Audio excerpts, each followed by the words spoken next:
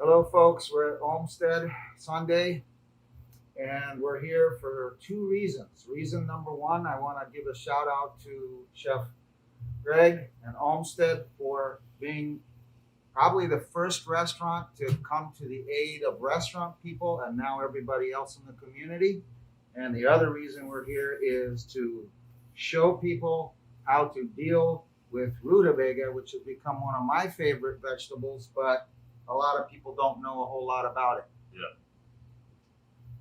Yeah, so we at Olmsted, we have a rutabaga pasta dish. It's sort of like it's like a tagliatelle. We make it into noodles. It's covered in butter. It's sort of meant for the winter. So since we're not going to do that one because it's really really heavy and there's more spring stuff to work with, and not everyone has the $500 Japanese sheeter required to do that dish. So what I would say is let's start by peeling our rutabaga. You can either use a peeler or a knife. The peeler works pretty well. I would just pause it now. So, Chef Greg, why is rutabaga something you like to work with? Just because it's underrated and it's really sweet, and we try at Olmsted to sort of under promise and over deliver. And by that I mean, my background is mostly fine dining. It's what we try to do. The best compliment I've ever received about Olmsted was that it's kind of like if the Blue Hill at Stone Barns and Alenia had a casual baby, both places I've worked at. And that really sums up what we try to do. We try to be playful, but local and sustainable and delicious. And we also try to keep our prices down. So everything at Olmsted, at least before this crisis, was $24 or less. And for 4 years, we never raised the prices. So for the rutabaga, it was just a no-brainer that like pasta takes on it has a buttery quality. It has that sort of eggy pasta dough color to it. And in my experience at Alenia, we would use this Japanese sheeter to make sheets of potatoes and whatever you wanted, any root vegetable. So combining that with like the ethos of the restaurant and everything that I learned from Chef Dan Barber, it was a no-brainer to sort of take this underrated vegetable that is affordable and cheap and turn it into a vegetable entree, and then make it still a luxury item on our menu by adding winter truffles when we have it on. So it's like a very compare and contrast sort of thing. But today we're going to make this a little bit more relevant for the home cook, correct? We're going to make it for the home cook, and for the time of the year. Sure. It's spring, so we shouldn't just put a whole bunch of butter on some noodles and call it a day. We can spring it up a little bit. Sounds great. So what I'm going to do is we're going to, instead of tagliatelle, which is normally how we make it, we're going to make it pappardelle. It doesn't really, it's not really going to be pappardelle by any means. But we're just going to take the peeled rutabaga and cut it into manageable chunks. If you're scared about pushing down, just put your hand on the other side and just kind of back and forth wiggle.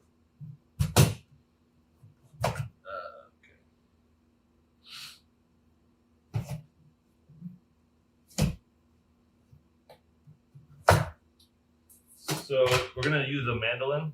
They're super cheap. They're like $20. I know they can be scary, but I learned a trick from the late great Floyd Cardoz.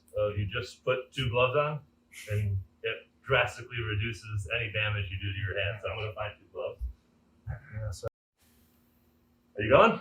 Go for We're it. doing this thing? Okay. So double gloved. Rest in peace, chef. And so we just got like random chunks, right? Nothing too serious. And I don't know what that dimension is, but thickness of a quarter, we'll say. You want to hold it up to the camera? Show the. Yep. Nice. I don't know if that's really a reference point or not, but so when you do it, the other trick, put your thumb on the top of it, so that way this part doesn't keep bouncing.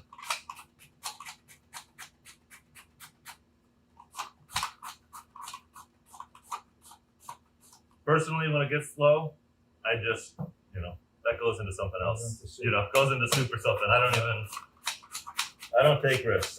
I'm boring. So, holy cow, it's gonna make a lot of pasta. I made my chunk too big.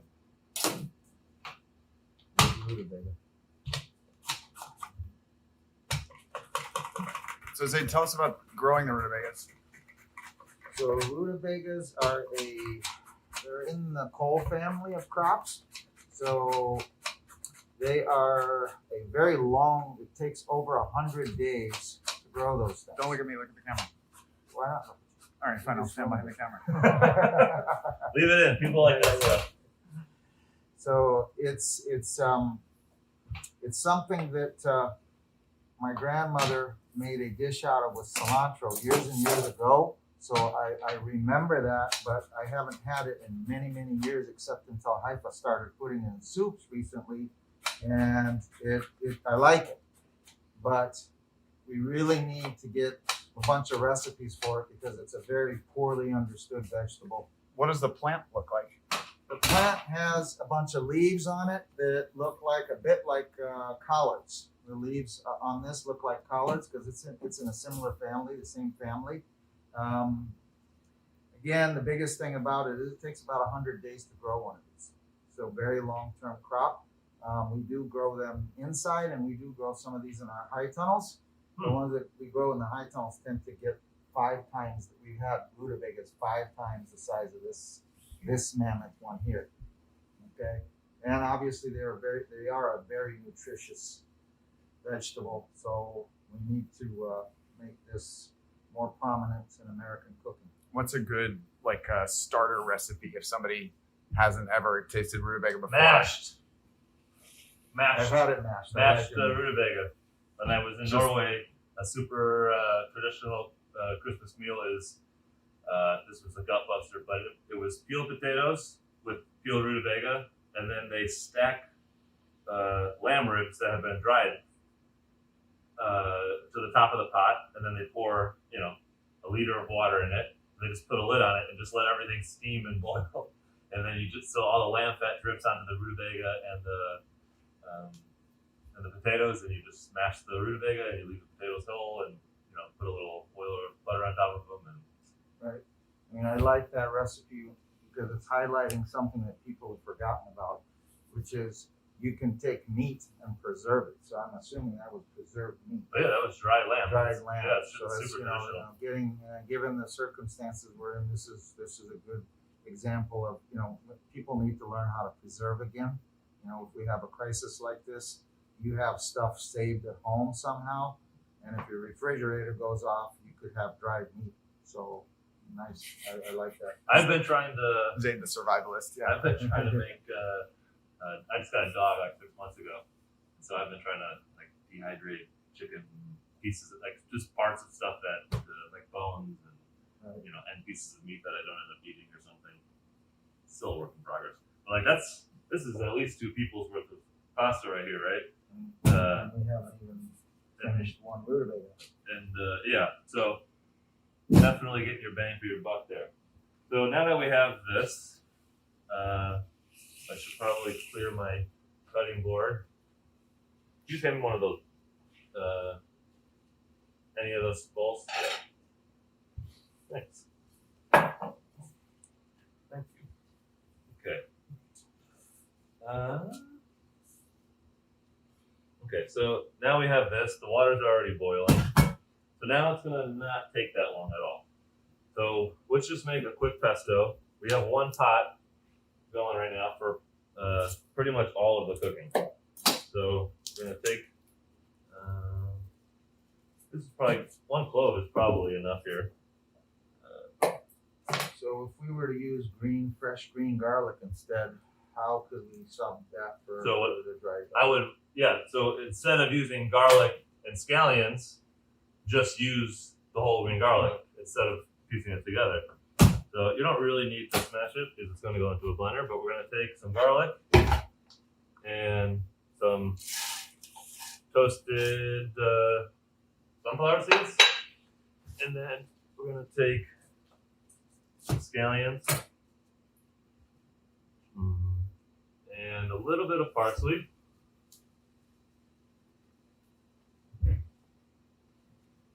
Okay, you don't need to pick it. Save that for the soup you're planning on making with those trims.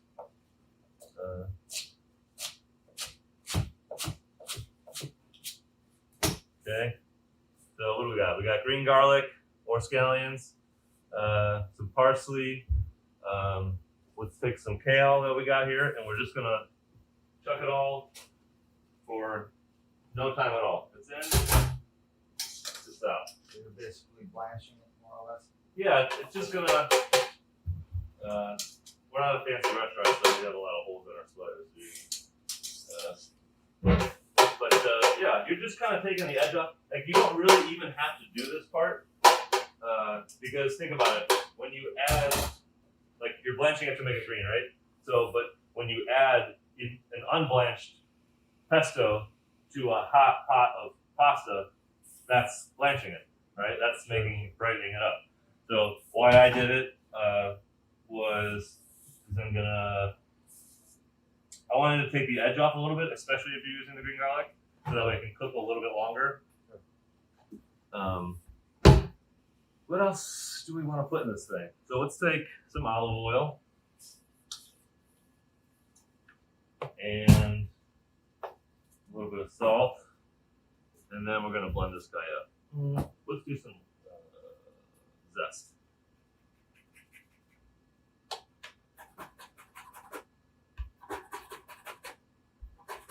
If you can't tell, I am winging it, and I still don't have a finished idea in my head. But that's part of the fun of it. Cooking doesn't really have as many rules as people think it does. What else can we incorporate into this? It's probably good. Okay. Oh, let's incorporate some black peppercorns. Amazing. Okay.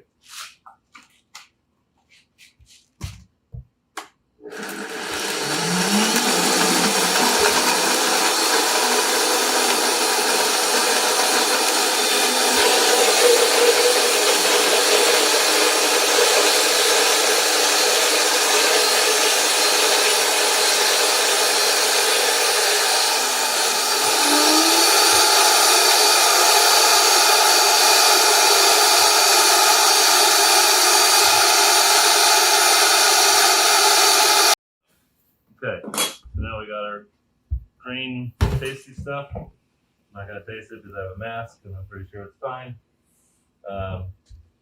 So my plan here is to take some of these beautiful carrots and some of the Swiss chard and instead of creating more steps and more dishes, use the pot of water that we've already used once to then peel and cut the carrots nicely, blanch. When they're getting close, then we're going to start to put the shaved rutabaga in. And then when that gets close, we're going to start to put the stems in of the Swiss chard. And then literally the last second, when we're going to pull it out, we're just going to put the leaves in. Okay. Is that a cut? No, keep going. I cut it while you were blending the. Okay, so I'm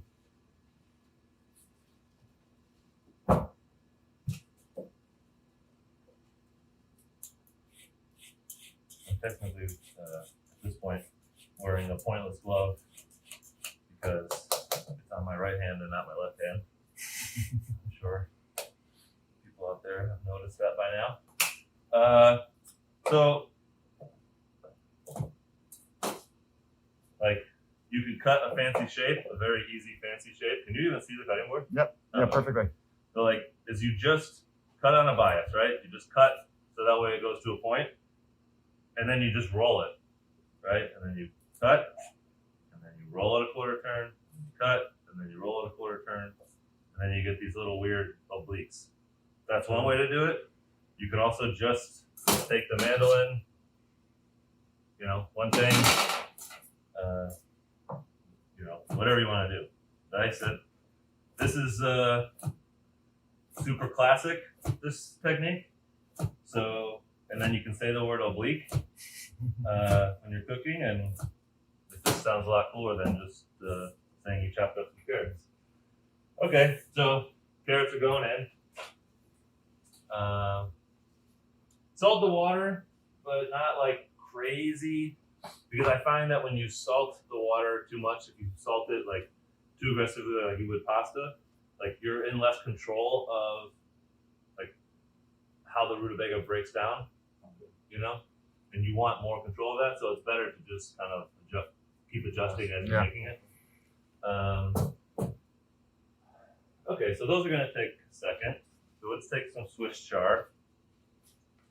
And these are definitely washed, of course. Wink, wink. And we're going to tear the leaves into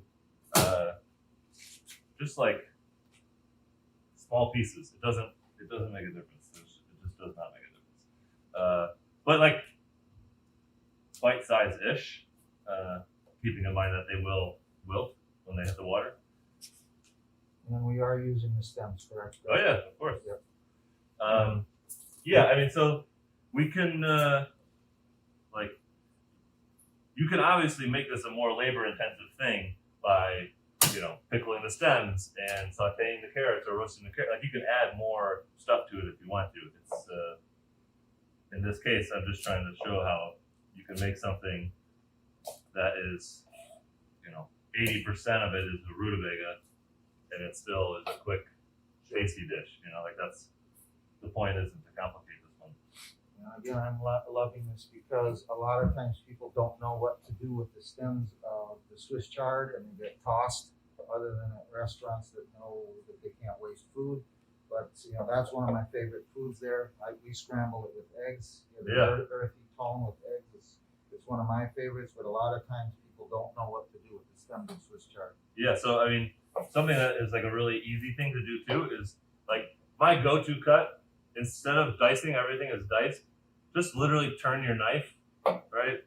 And now you just like cooking is just not that difficult. And now you have diamonds instead of the dice, right? So, and then another trick, you probably won't be able to see this in the camera, but like if you stack 3, right? You take that knife and you just go like that. Okay, your first one's not perfect, but now all 3 are coming out as diamonds. Okay, so we are going to not just boil everything. This instead of and you can still use some like we could take the green garlic and or the scallions. So this part we're going to sweat though. Is what I'm trying to say. We're not going to boil and blanch the stems, even though you totally could. But just to start a little something, a little saute action here. So we are building flavors. And now we're going to use this chili powder, chili silk. Boom. What's weird is I totally was thinking about getting cilantro for the rutabaga, and I was like, I've never seen it. Yep. I'm gonna go like with the chilies. I'm gonna go in a weird place. I'm even gonna bring lime into the game, and then I chickened out. Now I wish I would have gotten it. Next time. Yeah. We got to figure out what that recipe was. Yeah, I'll ask my aunt. Or maybe some of the Palestinian cookbooks. will Okay, have so like that. So the rutabaga is going to go in. This is sauteed. Like, you could saute it longer if you want it to have a roasty taste, or like we're still going to add this and then toss it with pasta, and it's going to keep going. So I would personally just take it off the stove.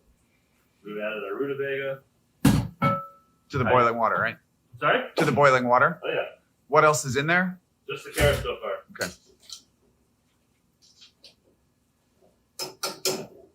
Okay.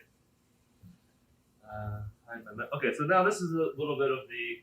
I'm going to try to make a little fancy dish. So another major culinary life hack is Vermonte. So Vermonte is melted butter. That's all it is. However, you melt it so that way it stays emulsified. So that way it looks like a sauce. So then you could just add salt, pepper, and lemon juice, and it's freaking delicious on everything. So I'm gonna take, even if you're doing like more or less, if you're doing 1 stick of butter or 10 pounds of butter, you still basically just start out with 2 tablespoons of water. You bring it to a boil, it's boiling. The colder it is, the better it is, so you don't even have to like take it out. And you literally just swirl it. In the first, say, minute, you have to be, you have to keep stirring. You can't walk away from it. However, now that it's, you see, now it's not, doesn't look like melted butter, right? So Can you come show the camera? yeah. So like it's melting, but it's. Can you angle it a little bit? Yeah, there we go. You're gonna break my sauce. I gotta get back on the stove. Uh-oh. Okay.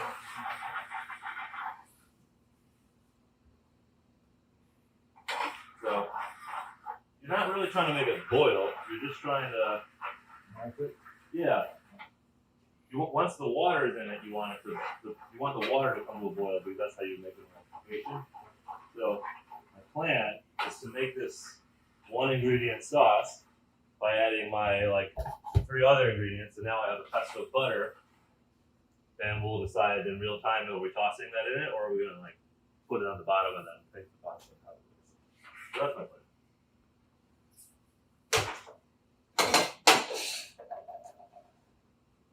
I got a mess on my station. Okay, so I gotta remove the mess. Crap. All right, well, almost there. What are you looking for? Al dente. Okay. What does it taste like? Rutabaga. No, it tastes like. I mean, it tastes like a turnip. It just tastes like it tastes like a sweet turnip. You're really like, selling it. Well, I like turnips too, though. Like, the thing everyone should just start doing is just mash it. Like, you can just stick the whole thing in the oven at like 300 and poke it with a knife a couple of times, and just come back like an hour and a half later, and then Peel it. And peel mash it off and put some milk and butter on top of it. Like, start with that. If it's so. Okay, now it's decision-making time. So you were saying a variant of this is one of your most popular dishes? Nice way to work that in there. Yes, it is. Okay. So, because of the Alenia Blue Hill thing, we, I think it's really, like, if we take, say, crab, we buy the same crab that Thomas Keller buys, right? So it's from this woman. It's in the French Laundry Cookbook under the chapter The Importance of Seafood, Ingrid. Unfortunately, she passed away a couple of years ago, but she's a friend. Her successor took over the company. So that's what we use for our crab rangoon. There's no point of us just making crab rangoon. Why would we make that? Why we made it in the first place was because we had kale growing out in the garden. We wanted to sort of poke fun of Brooklyn kale salad and try to do something more interesting. Be that obnoxious restaurant that's growing kale out back, and we make a really nice ricotta cheese here at the restaurant with local milk. So we had, instead of cream cheese, we have ricotta cheese. We had our own kale, and we had not put crab on the menu. So we serve crab rangoon with all this amazing stuff in it. The sweet and sour sauce that comes with it has about 25 ingredients and takes a couple of hours to reduce. But like, we just chuck it in a cardboard box and people eat it with chopsticks like it's a casual takeout meal. We don't care,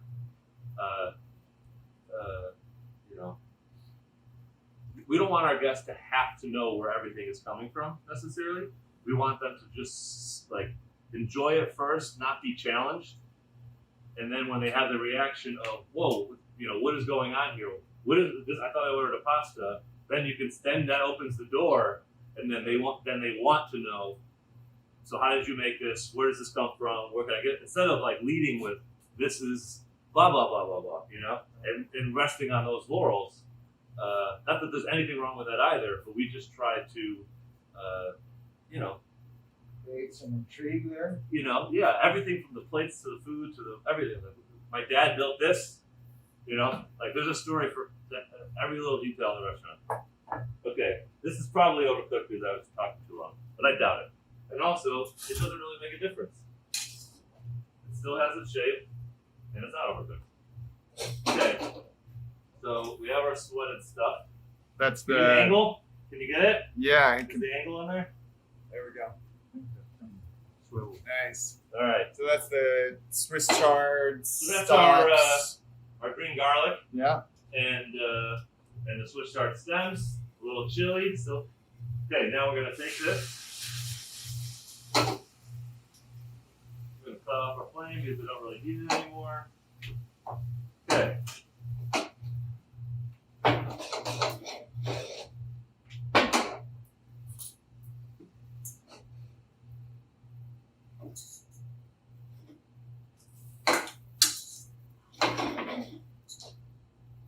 Okay. So, what do we want to do? What do we want to do? I want to taste it.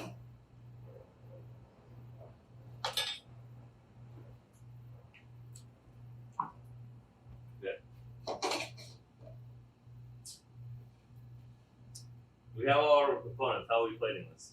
I would say let's stick to the plan. Let's see how this works. We got our green stuff. We got our pasta. We got our fermante. Oh, look at that. I have leftovers for anything I want to eat it with, including raw vegetables from Norwich Farm. Pesto. Look at that. I just made a whole other meal out of this. Okay. See? Just looks the same. But now it's not, this sharp pesto that's herb in your face. It's substantially mellowed out now. But look how easy was that. And it's emulsified, see? Yeah, nice. Okay. So, how bad does my station look right now?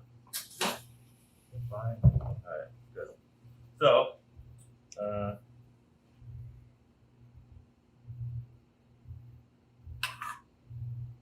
we have our sauce. Learned this trick from Dan Barber. Like that. Spread it out evenly. Look, it looks like a chef did that. And then my go-to a lot with plating. Say hi.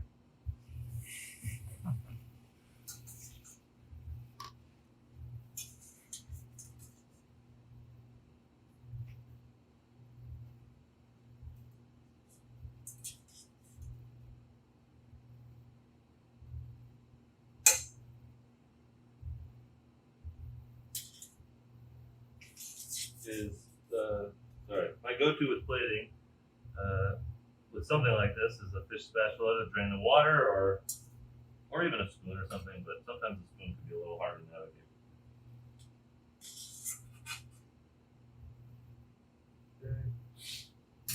Ooh, I just got a couple more ideas. Okay, so.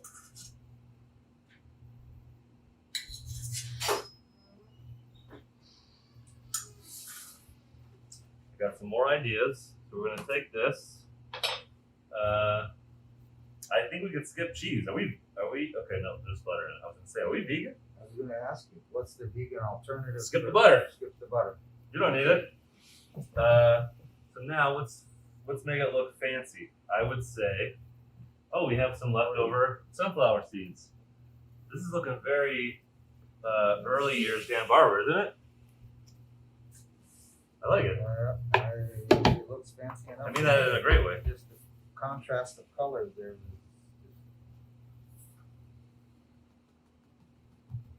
Okay. What else can I? Is that good? Yeah. Let's take those scallions.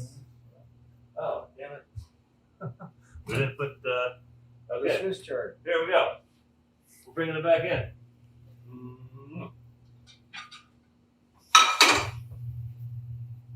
this will even make it look nicer. Hot enough to dump it in there. Oh yeah, okay. We can stick to that plan. Yeah, you're right. You're right. Thank you. Who's doing the Okay. cooking here, Zay? Say that again? Who's doing the cooking here? We are. Just a suggestion. No, Get no, any no. ideas, folks. I'm not. I am not one of those guys. It definitely was, but I'm not anymore. Okay. So look at that. That took 2 seconds.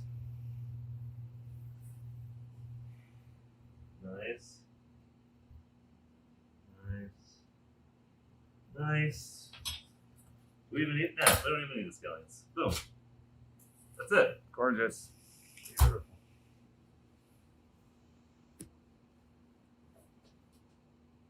You want like a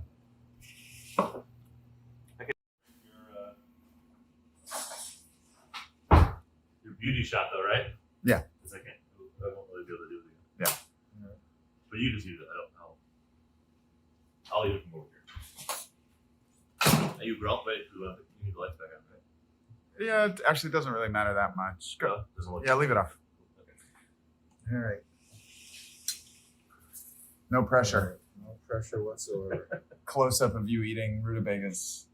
Rutabagas with the, it's the whole mixture. Well, either way, you have to say, it's good because you're trying to sell the rutabaga. Yeah. Well, I like the al dente because I don't know, the crunch is nice. I'm trying the rutabaga by itself to see. But Remind It's I'm not tasting that heavy, turnipy. yeah, It that's can why I pass, love that. yeah, it can pass as pasta easily. Like, it doesn't have to be. I'm not always. It depends on what I'm trying to do, but just because it's 80% of the dish, it doesn't mean that like I have to pay homage to the purity of the soil that it was grown in. It has to just be something delicious, Yep. And so. But it's still, again, that dish is still mostly rutabaga. But Yeah. You're not sitting there going, okay, I had my 2 bites of whatever this rutabaga thing is, and I'm over it now. Given my age, folks, I am cutting down on the pasta, so this is perfect. I mean, it's great. I mean, it's a pasta substitute for sure. It's definitely more healthy. Yeah. Guess if you're young like you guys, doesn't matter. But for me, I just got off a 5-day fast. All right. So Well, it's Ramadan. You're going on I'm not fasting at the moment because I am traveling, and so yeah. But anymore at my age, fasting doesn't reduce my libido. no. No. Yeah, I think I lost like at least 10 pounds. All right, Sid, go ahead. Okay, folks. I guess I better do this. Be proper. The real reason, again, we are here is to highlight the fact that there are people out there that are helping. In this crisis, we need to help. Me being here, yeah, somewhat business, but it's mostly to show that we can do things that will help people. And we're going to go on a little tour right now. Greg is going to show us what they're actually doing to help the community. Okay. The tour is going to be rather boring since we don't open for 2 hours, but basically we just pushed all of our tables to the side, and this is sort of our packing station. So usually we line it up with. So we partner with Hometown Barbecue, so we don't have to do the meat anymore. So it's a rotation of smoked turkey breasts and pigs and beef. And then Pan d'Avignon, a bakery, they donate bread 7 days a week also. So in our other kitchen, we prepare all the meals and we package them all up. They get brought up with a prepared meal, then the bread gets packed, wrapped, all the side vegetables that we have at the time. Usually we have something sweet to throw in the bag. And then some type of toiletry, like toothbrushes or toilet paper. And then just if we have vegetables that we don't think we're going to get through, like sometimes we'll get a ton of celery donated. So we'll put a couple of stalks of celery and some carrots and some potatoes for people to be able to cook another meal at home. And so that's how it all started. Now it's morphed into a lot of this stuff gets brought outside. It's raining right now, but it's I joke that it's a little bit like having a bodega for free, basically. Instead of a bodega cat, it's my puppy that is usually running around here.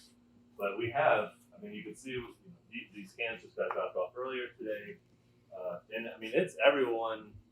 I mean, it's a lot of restaurants and a lot of small businesses. We have people that have just had a startup that only buy from the market, and they only do vegetable meals, frozen, and they're trying to be like a little bit of a frozen food item thing. And they just sent a whole bunch that we were able to then pass off to doctors and stuff. And Who are you donating the meals to, or who's picking up the food? Anyone. You know, we're not. One of the first people that came was like, I don't have an ID proof that I work in the restaurant, and like that was like, okay, we're not even gonna bring, like, that's not part of like the initiative was launched because we were sort of the first and hardest hit, but it's grown to just whoever needs stuff. So And we make these like, you know, 1 day, 2 day meal bags that people can pick up. But then we have a list basically of if you need anything else, of all the sort of brand, you know, we just got 15,000 tampons donated. We have a whole bunch of diapers here of all different sizes.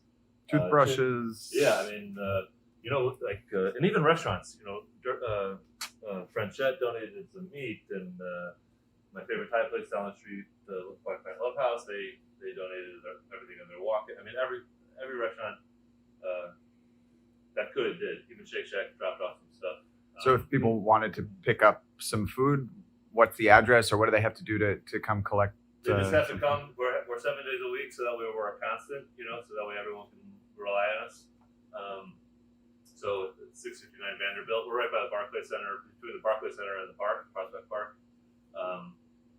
And you know, if you want to donate, there's a couple of ways to do it. You can just ship it. We have some small, you know, just residents that are literally just buying stuff on Amazon or from a website and just having it sent here. That's what there's 1 bag of pretzels over there. I mean, that's what that is coming from.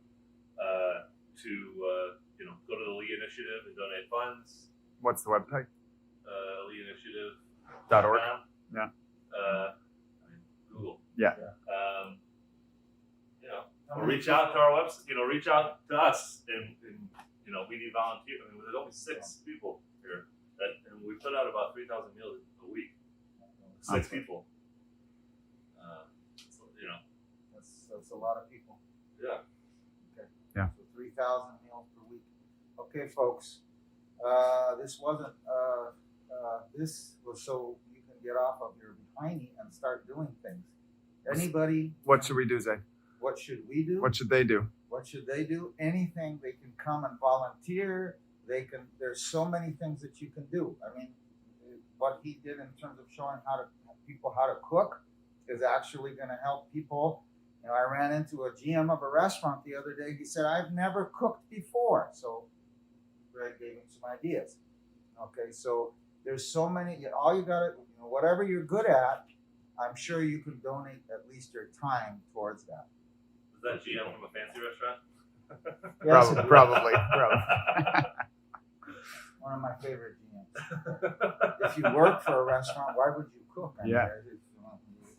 I only just started cooking at home again recently. Yeah, so many chefs have said that. But like, no, not like everyone else. I mean, I'm not making my starter breads and all that stuff. Right. But like, you know, I try to eat healthy when I can, and so it's like chicken and vegetable basically. I'm a chef that loves chicken, so I know that's allowed. All right, say goodbye.